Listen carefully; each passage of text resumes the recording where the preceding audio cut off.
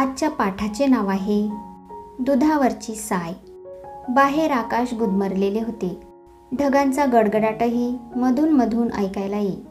रस्त्यावरील धूळही सोसाट्याने उडत होती. पाला पाचोळाही त्या धुळीच्या विमानात बसून प्रवास करत होता. रस्त्यावरची रहदारीही अत्यंत तुरळक अशी झाली होती. इतक्यात पुन्हा एकदा आकाशात गडगडाट झाला. विजेनेही त्यातच चमक मारली आणि थाड थाड असा गारांचा पाऊस सुरू झाला. उडणारी धूळ आणि तो पाऊस यांची मध्यंतरी भेट होऊन ती खाली येत होती. त्यामुळे एक प्रकारचा सुवास येत होता.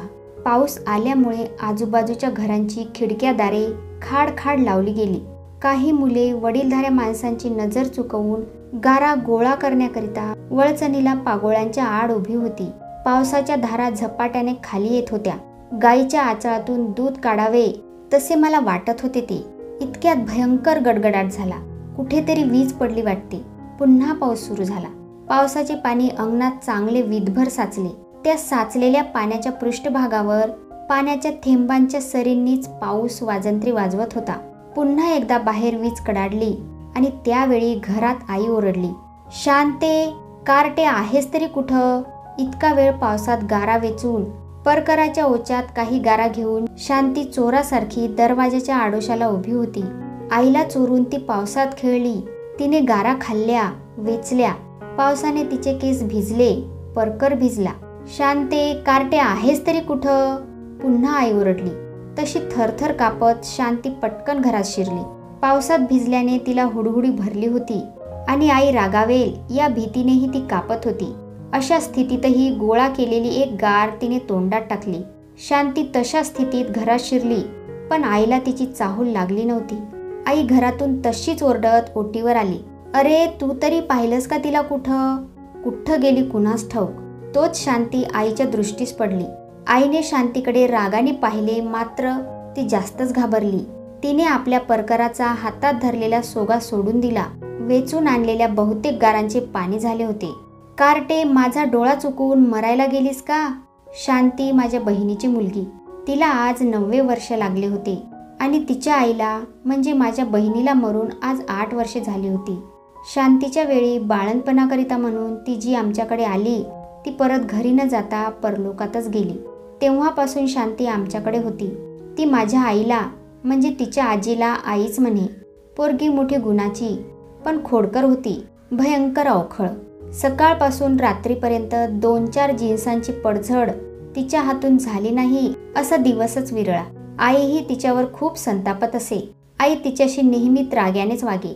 तिचे आपले एक पालुपद, माझी पोरगी मरून गेली अन तिची ही कार्टी राहिली आहे मला छळायला माग. मनुष्य किती खोटे बोलत असतो प्रत्येक वेळी. आईने हा छळ आपण होऊनच मागे लावून घेतला होता. शांतीचे वडील तिला आपल्या घरी घेऊन जायला तयार होते, पण आई कुठे पाठवायला तयार होती. नको ग बाई, माझ्या पोरीची आठवण, मी नाही तिकडं पाठवणार. काय कार्टीला मला छळायचं असेल ते छळून घेऊ दे. माझ्या पोरीचं माझ्या हातून काही कमी झालं असेल ते ती आता फेडून घेते शांतीच्या रूपानं. कार्टे, माझा डोळा चुकवून पावसात कशाला गेली होतीस मरायला? शांती थरथर कापत म्हणाली. पुन्हा नाही जाणार. दर वेळेला तुझं हे असं आहे काय ग? ते दुधाचं पातेलं कुणी सांडलं? माझ्या हातून पडलं. पण हात कशाला लावायला गेली होतीस त्याला? तू स्वयंपाकघरात नव्हतीस. मांजर खाईल म्हणून मी परकरानं उचलून ठेवायला गेले कपाटात. ते पडलं माझ्या हातून. बरं तर बरं, माझं नशीब बरं अंगावर सांडून भाजली नाहीस. शांतीने ओळखले, आता माराशिवाय आपली सुटका नाही. तिने अगोदरच रडायला सुरुवात केली. तसा आईलाही चेव आला. कार्टे, मी मारायच्या अगोदरच का रडतेस? थांब हो, मग मारतेस तुला तर मी. आई उठली. तिने दोरी घेतली. ये पाहू कार्टे इकडं. शांती समोर आली. आईने तिचे हात धरले. बाहेर पुन्हा वीज कडाडली. कडाड, लख्खन प्रकाश, पुन्हा आवाज आणि पाऊस. आई, मारू नको ग. मग कशाला गेली होतीस पावसात? गारा वेचायला. मी तुझ्या करताच आणणार होते गारा गोळा करून. आईने हात उगारला. का कुणास ठाऊक शांती थोडी धीट बनली आणि थोड्याशा हळू आवाजात आईला म्हणाली, मला तू मारू नकोस. अगं चहाटळे, माझी पोर मरून गेली आणि तिची ही कार्टी राहिली आहे मला छळायला. आई पुन्हा पुन्हा तेच म्हणत होती. तेच सांगते आई, दुधापेक्षा दुधावरच्या साईला जास्त जपावं लागतं. शांती म्हणाली. वरील प्रश्नोत्तरे मी बाहेर बसून ऐकत होतो. कोण कोण सांगते आहे हे? शांती, 9 वर्षांची चिमुरडी. मला सुद्धा हे उत्तर सुचले नसते. मग शांतीने कसे दिले? हे काही शांतीचे उत्तर खास नव्हे. शांतीच्या तोंडून हे कोणीतरी दिले आहे. शांतीच्या तोंडून कोण बोलणार? दुसरे कोण? तिची आई. मी ओटीवर आलो आणि ओटीवरच्या खांबाला टेकून समोर पाहू लागलो. पाऊस पडत होता. मी उघड्या डोळ्यांनी पाहत होतो.